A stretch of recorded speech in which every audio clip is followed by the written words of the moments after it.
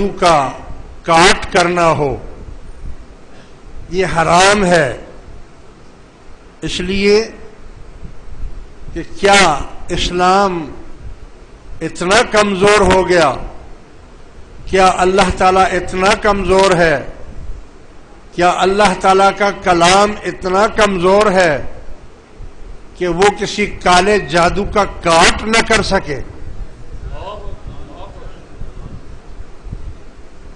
مختصر اس میں بہت لمبی بحث چل سکتی ہے، لیکن مختصراً اس کا جواب دے دیتا ہوں کہ جس کو یہ شک ہو کہ مجھ پر کالا جادو کیا گیا ہے یا مجھ پر کوئی عمل کیا گیا ہے، تو قرآن کریم کی جو قل ہیں وہ اترا ہی اسی لیے ہے۔ قل اعوذ برب الفلق اور قل اعوذ برب الناس، اگر آپ اس کا ورد روزانہ رکھیں، دن میں 3 بار، 7 بار، 21 بار، اور اپنے ہاتھوں پر دم کر کے اپنے جسم وجود پر پھیر دیں، تو اس جادو سے بہت زیادہ طاقت اس میں ہے،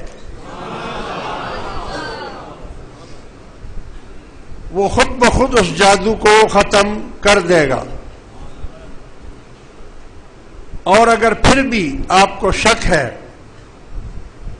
تو پھر کسی کامل مرشد کے پاس جائیں،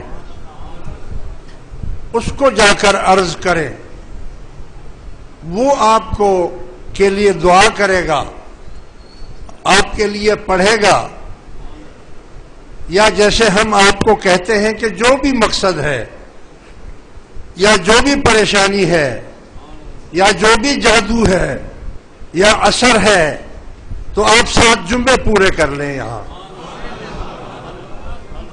یہ توڑ ہے اس کا، یہ ہر اس چیز کا توڑ ہے جو آپ کے دل میں شک اور شبہات کی صورت میں موجود ہے۔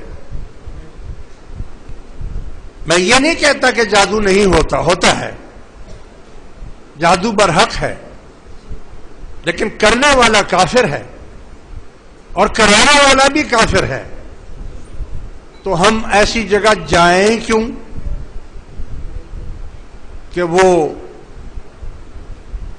ہم اللہ اور اس کے رسول سے ہزاروں میل دور چلے جائیں؟ ہم کیوں جائیں؟ جادو والوں کے پاس کیوں جائیں؟ ہندو کے پاس کیوں جائیں؟ شیعہ کے پاس کیوں جائیں؟ غیر شرعی لوگوں کے پاس کیوں جائیں؟ داڑھی منڈوں کے پاس کیوں جائیں؟ شرابیوں کے پاس کیوں جائیں؟ بھنگ پینے والوں کے پاس کیوں جائیں؟ چرس پینے والوں کے پاس کیوں جائیں؟ اور جو غیر شرعی جنہوں نے گلوں میں بڑے بڑے کینٹے ڈالے ہوئے ان کے پاس کیوں جائیں؟ جنہوں نے لمبے چولے پہنے ہوئے ہم ان کے پاس کیوں جائیں؟ ہم کیا دنیا میں حضور کی اتباع کرنے والے ختم ہو گئے ہیں؟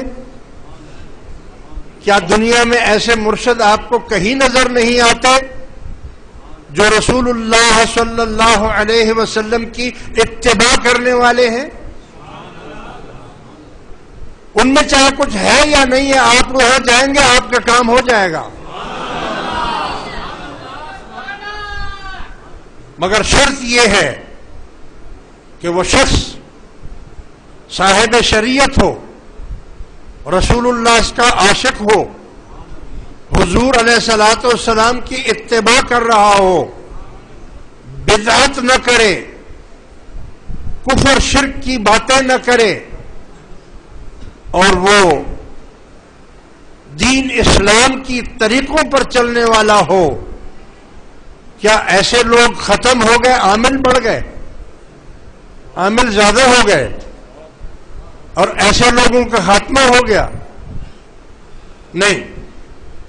لہذا اول تو آپ اگر ایسی بات ہے تو آپ کو کسی کے پاس جانے کی ضرورت نہیں ہے،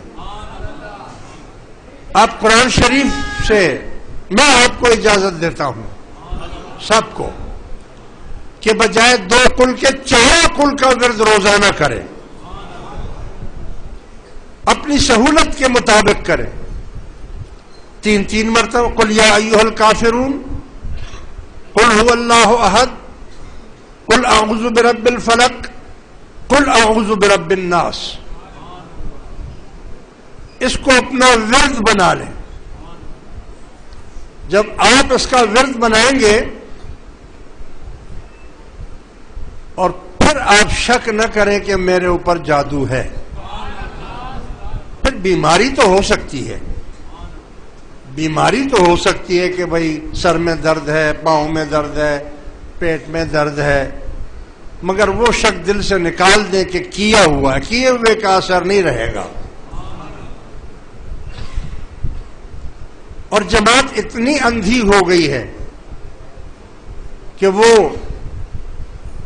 ہمارے 50 سال کے قول نہیں پڑھتی، ہمارے 50 سال کا مشاہدہ نہیں کرتی. کیا ہم نے ان کو ہر چیز عطا نہیں کر دی؟ کیا ہم نے ان کو وہ جو آپ کا کتابچہ ہے ذکر کا، کیا اس ذکر کے کتابچے میں آپ کے پاس 11 دعائیں ہیں کہ نہیں ہیں؟ آپ کا ایمان کمزور ہے. ہم نے کیا آپ کو کہا نہیں ہے کہ 3 مرتبہ صبح پڑھ لیں، 3 مرتبہ شام کو پڑھ لیں، رات کو سونے سے پہلے؟ صبح پڑھیں گے شام تک محفوظ ہو گئے، شام کو پڑھیں گے تو فجر تک محفوظ ہو گئے. ٹائم اس میں کتنا لگے گا؟ 10 منٹ. 10 منٹ. ان دعاؤں میں آپ کی ہر پریشانی کا حل موجود ہے. ہم نے ایسا نسخہ آپ کو دیا ہوا ہے جس میں ہر پریشانی کا نسخہ موجود ہے. آپ کیوں نہیں اس کے اوپر دھیان دیتے؟ آپ نے کیوں پس پشت ڈال دیا ہے اس کو؟ میں آپ کو یہ کہتا ہوں کہ آپ دوسری دعائیں سب چھوڑ دیں.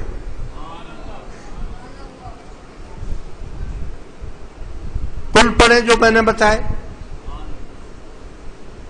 اور وہ جو پہلی دعا ہے، پہلی دعا، ارے واہ یار، وہ آج بھی ہو جائے اگر ابراہیم کا ایمان پیدا، آگ آج بھی کر لے شکل گلستان. پہلے ابراہیمی ایمان لاؤ، پھر دیکھو. پہلے حضرت عمر والا ایمان لاؤ، پہلے خالد بن ولید والا ایمان لاؤ، اور پھر دیکھو صرف پہلی دعا جو آپ پڑھتے ہیں، بسم اللہ باللہ، پڑھو بسم اللہ خیر الاسماء، بسم اللہ الذی لا یضر مع اسمہ شیء فی الارض ولا فی السماء وہو السمیع العلیم. اب زمین کی بات کرتے ہیں. اس دعا میں تو ہے کہ والارض والسماء، یعنی زمین اور آسمانوں تک جو چیز ضرر پہنچانے والی ہے، تکلیف پہنچانے والی ہے، میں اللہ کے نام سے اس کی پناہ چاہتا ہوں.